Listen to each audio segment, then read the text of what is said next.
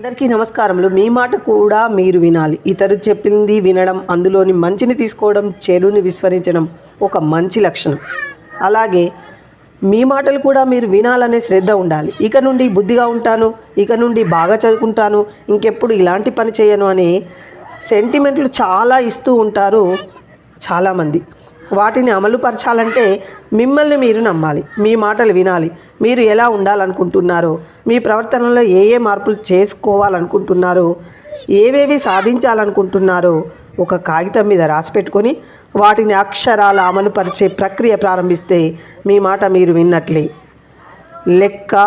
ఇతరులు చెప్పిన విన్నా వినకపోయినా మీ మనసు అందించే పాజిటివ్ విషయాలను స్వీకరించండి. అది మీ లక్ష్యాన్ని చేరుకునేందుకు దోహదపడుతుంది. విజయాన్ని సాధించడానికి మీ సంకల్పానికి అది పునాది అవుతుంది. కాబట్టి మీ మాట మీరు వినండి. మీకు నచ్చితే లైక్ చేయండి, కామెంట్ చేయండి, సబ్స్క్రైబ్ చేసుకోండి.